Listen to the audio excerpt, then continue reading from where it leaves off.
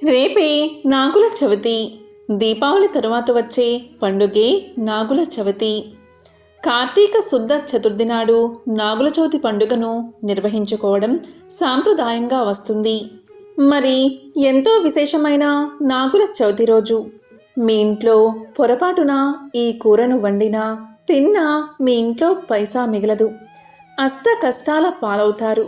కాబట్టి ఎంతో విశేషమైన నాగుల చవితి రోజు ఏ కూరను తినకూడదో అలాగే కాయగూరల్లో ఏ కాయగూరను వండకూడదో అలాగే తినకూడదు. ఏం తింటే ఆ సర్పదేవతల ఆశీర్వాదం మీకు కలుగుతుందో ఇప్పుడు ఈ వీడియోలో తెలుసుకుందాం. దీపావళి అమావాస్య తర్వాత వచ్చే కార్తీక శుద్ధ చతుర్థిని నాగుల చవితి పండుగ అంటారు. ఈ నాగుల చవితి రోజున నాగేంద్రుణ్ణి శివభావంతో అర్చిస్తే సర్వరోగాలు తొలగిపోయి సౌభాగ్యవంతులు అవుతారని నమ్మకం. మనం పాము పుట్టకి ఎందుకు పూజ చేస్తాము, పుట్టలో పాలు ఎందుకు పోస్తాము అంటే ఈ మానవ శరీరం అనే పుట్టకు 9 రంధ్రాలు ఉంటాయి. అవే నవరంధ్రాలు. అలాగే మానవ శరీరంలో వెన్నెముకను వెన్ను బాము అంటారు. పుట్టలో పాము ఎలా ఉంటుందో మానవ శరీరం కూడా పుట్టలాగే ఉంటుందని పురాణాలు తెలుపుతున్నాయి. ఈ మానవ శరీరం అనే పుట్టకు 9 రంధ్రాలు ఉంటాయి. వాటిని నవరంధ్రాలు అంటారు. అదేవిధంగా పుట్టలో పాము ఎలా ఉంటుందో పుట్టగా చెప్పబడే మన శరీరంలో కూడా వెన్నెముక ఉంటుంది. దీనిని వెన్నుపాము అని పిలుస్తారు. అందులో కుండలిని అనే శక్తి ఉంటుందని యోగా శాస్త్రం తెలియచేస్తుంది. ఇది మానవ శరీరంలో నిద్రిస్తున్నట్లుగా నటిస్తూ కామ, క్రోధ, మద మాత్సర్యాలు అనే విషాన్ని కక్కుతూ మానవుల్లో సత్వగుణ సంపత్తిని హరించి వేస్తూ ఉంటుందని, అందుకు నాగుల చవితి రోజు పుట్టల్లో ఆరాధించి పుట్టలో పాలు పోస్తే మానవుడిలో ఉన్న విషసర్పం కూడా శ్వేతత్వాన్ని పొంది ఇది శ్రీ మహావిష్ణువు నివసించే తెల్లని ఆదిశేషుగా మారుతుందని, ఇలాంటి కోరికతో చేసేదే పుట్టలో పాలు పోయడం వెనుక ఉన్న ఆంతర్యమని పురాణాలు చెబుతున్నాయి. నాగుల చవితి రోజు భక్తి శ్రద్ధలతో పుట్టలో పాలు పోసి నాగేంద్రుణ్ణి పూజిస్తే ఐశ్వర్యం కలగడంతో పాటు సంతానం లేని వారికి సంతానం కలుగుతుందని శాస్త్రాలు చెబుతున్నాయి. దీనికి సమాధానం కూడా ఉంది. పాము పుట్టలను ఏర్పరచవు, చీమలే ఏర్పరుస్తాయి. చీమలు ఈ విధంగా పుట్టల్ని పెట్టేటప్పుడు వాటి నోటి నుంచి ఒక ద్రవం వస్తుంది.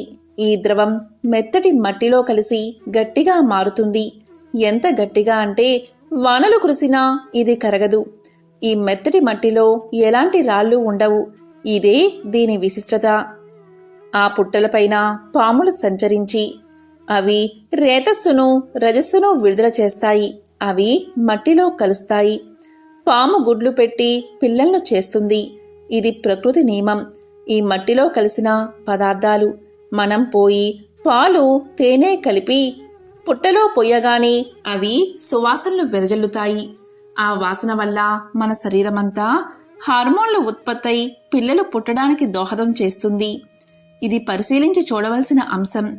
అందుకే ఈరోజు పిల్లలు పుట్టనివారు, ఆడవారు పొత్తి కడుపుకు మట్టిని రాసుకుంటారు. ఇలా రాసుకుని మన పూర్వీకులు ఉత్తమ ఫలితాలు పొందారు. కుజ, రాహు దోషాలున్నవారు, సాంసారిక బాధలు ఉన్నవారు ఈ కార్తీక మాసంలో వచ్చే షష్ఠి, చతుర్దశల్లో మంగళవారం నాడు కానీ, చతుర్దశి బుధవారం కలిసి వచ్చే రోజు కానీ దినమంతా ఉపవాసముండి ఇలా మంత్రాన్ని పఠిస్తూ పామును పూజించాలి. పాహి పాహి సర్పరూప నాగదేవ దయామయ సత్సంతాన సంపత్తిం దేహిమే శంకరప్రియ అనంతాది మహానాగ రూపాయ వరదాయ చ తుభ్యం నమామి భుజగేంద్ర సౌభాగ్యం దేహిమే సదా. అలా ఆవుపాలు పుట్టలో పోసి నాగ పూజ చేసి చలిమిడి, చిమ్మిలి, అరటిపళ్ళు మున్నగునవి నివేదన చేయాలి. ఈ సందర్భంగా పుట్ట వద్ద దీపావళి నాటి మిగిలిన మతాబులు, కాకర పువ్వొత్తులు, టపాసులు చిన్నారులు ఎంతో సంతోషంగా కూడా కాలుస్తారు. ఇలా స్త్రీలు నాగేంద్రుణ్ణి ఆరాధిస్తే శుభప్రదమైన సుఖ సంతానము, అదే కన్నెపిల్లలు ఆరాధిస్తే మంచి భర్త లభిస్తాడని చాలామంది నమ్మకం. ఈ విధమైన నాగుల ఆరాధన ఈనాటిది కాదు, యుగాల నాటిది. సౌభాగ్యానికి, సంతాన ప్రాప్తికి సర్పపూజ చేయడం అనేది లక్షల సరతుల నాడే ఉన్నట్లు మన పురాణాల ద్వారా ఎన్నో కథలు చెప్తున్నాయి. దేశమంతటా పలు దేవాలయాల్లో మెలికలతో ఉన్న నాగేంద్రుడి విగ్రహాలు కనిపిస్తూ ఉంటాయి. ఈ నాగుల చవితి నాడు నాగేంద్రుణ్ణి శివభావంతో అర్చిస్తే సర్వరోగాలు పటాపంచలై సౌభాగ్యవంతులవుతారని ఋషివచనం. నాగేంద్ర, మేము మా వంశంలో వారము నిన్ను ఆరాధిస్తున్నాము. పొరపాటున తోక తొక్కితే తొలగిపో, నడుం తొక్కితే నావాడనుకో, పడగ తొక్కితే కస్సు బుస్సుమని మమ్మల్ని భయపెట్టకు తండ్రి అంటూ పుట్టకు ప్రదక్షిణ నమస్కారాలు చెయ్యాలని పెద్దలు చెప్తూ ఉంటారు. నూకని పుట్ట చుట్టూ నూకలు నువ్వు తీసుకుని మోకలు మాకివ్వు తండ్రి అని చల్లి పుట్టమ్మను చెవులికి పెట్టుకోవాలి. మనకి పంట సరిగ్గా పండి మన పొట్ట నిండడానికి ఎంతో సహాయపడే ఈ పాముల్ని ఈ ఒక్కరోజైనా మనసారా తలుచుకుని వాటి ఆకలి దప్పికలు తీర్చడమే ఈ పండుగ యొక్క ముఖ్య ఉద్దేశం. నాగుల చవితి రోజున ఈ కింది శ్లోకాల్ని పఠిస్తే కలిదోష నివారణ అవుతుందని శాస్త్రాలు చెబుతున్నాయి. కర్కోటస్య నాగస్య దయంత్యా నలస్య చ ఋతుపర్ణస్య రాజర్షి కీర్తనం కలినాశనం. కర్కోటకస్య నాగస్య దయంత్యా నలస్య చ ఋతుపర్ణస్య రాజర్షి కీర్తనం కలినాశనం. ఈ సర్పారాధనకు తామర పువ్వులు, కర్పూరం పువ్వులు, లడ్డూ మున్నగునవి ప్రీతికరమని చెప్తారు. సర్పారాధన చేసేవారి వంశం తామరంత పరంగా వర్ధిల్లుతుందని భవిష్య పురాణం చెప్తుంది. మన భారతీయ ఇళ్లల్లో ఇలవేల్పు సుబ్రహ్మణ్యేశ్వరుడే. ఆయన అందరికీ ఆరాధ్య దైవం కాబట్టి వారి పేరును చాలామంది నాగరాజు, పని, సుబ్బారావు వగైరా పేర్లు పెట్టుకుంటూ ఉంటారు. తలనుండు విషము పనికిని, వెలయంగా తోకనుండు వృచ్చిక మునుకున్, తలతోక ఎనక ఉండు కలునకు నిలువెల్ల విషము కదరా సుమతి. వృచ్చిక రాశిలో వచ్చే జ్యేష్ఠ నక్షత్రాన్ని సర్ప నక్షత్రం అంటారు. ఈ నక్షత్రంలో సూర్యుడు సరిగ్గా కార్తీక శుద్ధ చవితి నాడు ప్రవేశిస్తాడు. ఇలా ప్రవేశించిన రోజునే నాగుల చవితి అంటారు. పాములు అనేవి మనకి పరోక్షంగా చాలా మేలు చేస్తాయి. భూమి అంతర్భాగాల్లో ఉంటూ భూమిని నాశనం చేసే క్రిముల్ని, పురుగుల్ని తినేసి మన భూసారాన్ని కాపాడుతూ నీటి వనరుల కింద ఉపయోగపడతాయి. అటువంటి పాముల్ని ఈ రోజున కొలచి మనకి తిండికి, ఆరోగ్యానికి, సంతానానికి ఏ రకమైనటువంటి ఇబ్బందులు కలగకుండా కాపాడమని ఈ రోజున ప్రత్యేక పూజలు చేసి ఇక పూజా విధానం తెలుసుకుందాం. దైవారాధన అనేది ఒక నమ్మకం. ఏనాడు నమ్మకం మూఢనమ్మకం కాకూడదు. మూఢనమ్మకాలు జీవితంలో అనర్థాలకి దారితీస్తాయి. నమ్మకము మనశ్శాంతిని, మనోబలాన్ని కలగజేస్తుంది. ఇక నాగుల చవితి రోజున ఉదయాన్నే లేచి తల స్నానం చేసి ఇంట్లో దేవుని దగ్గర దీపారాధన చెయ్యాలి. ఎరుపు రంగు దుస్తులు ధరించాలి. తరువాత పూజా మందిరాన్ని, ఇంటిని శుభ్రం చేసుకోవాలి. గడపకు పసుపు, కుంకుమ, గుమ్మానికి తోరణాలు, పూజా మందిరాన్ని ముగ్గులతో అలంకరణ చెయ్యాలి.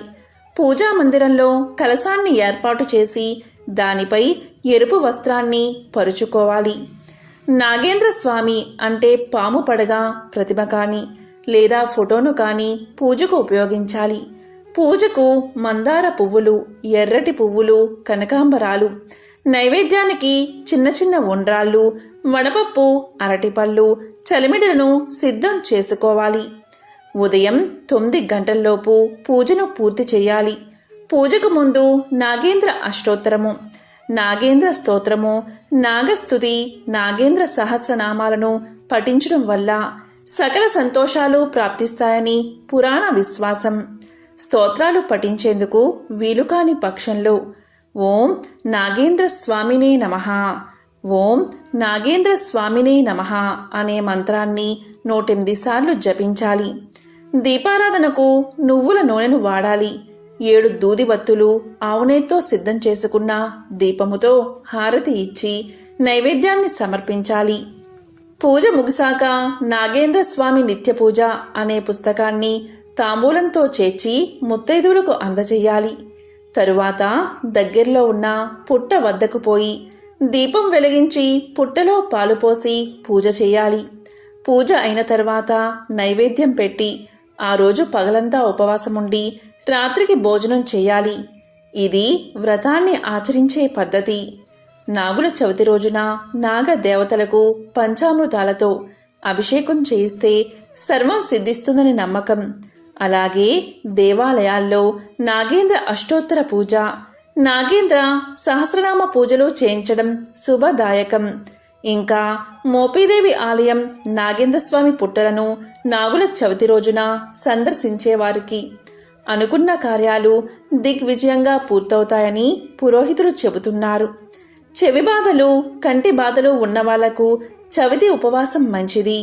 నాగవస్త్రాలు పుట్ట మీద పెట్టి తీసి ధరిస్తే మనోరథాలు తీరతాయి. దీపావళి పండుగ వెళ్ళిన 4వ నాడు మనకు నాగుల చవితి వస్తుంది. సంతానానికి సర్ప పూజకు గల సంబంధాన్ని తెలపడానికి బ్రహ్మ పురాణంలో ఒక కథ ఉంది. హైందవ సంప్రదాయంలోనే కాక జైన బౌద్ధ ధర్మాల్లోనూ నాగారాధనకు ప్రాముఖ్యం ఉంది. అమరావతి స్తూపంలో ఫణీంద్రుడు పడగవిప్పిన చిత్రాలు ఉన్నాయి. దుర్గాదేవి పరివారంలో ఒక సర్పం కూడా ఉంది.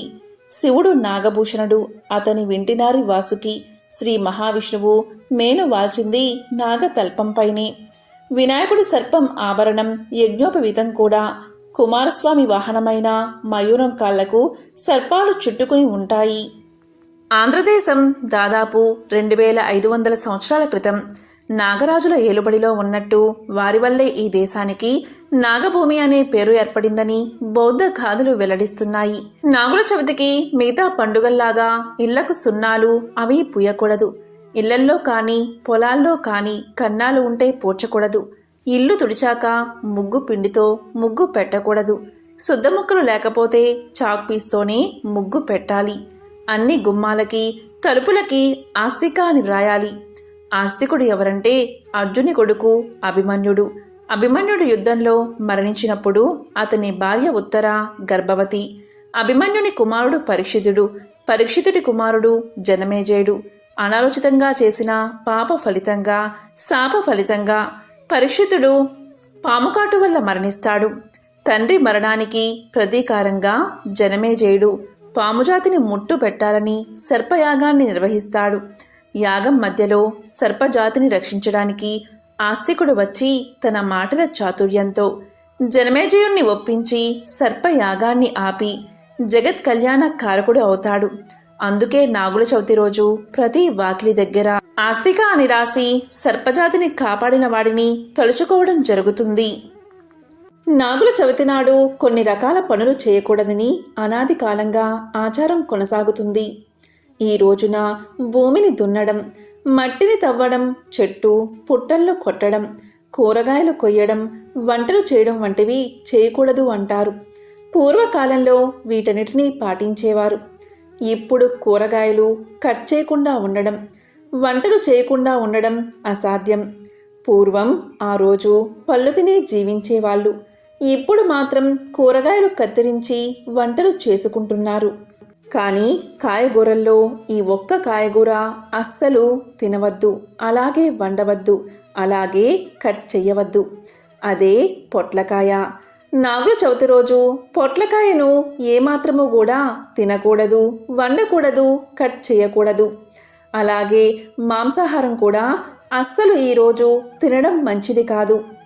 నిజానికి మన పెద్దలు ఈరోజు తరిగి వండినవి అంటే కట్ చేసినవి ఏమీ తినకూడదని చెప్పారు.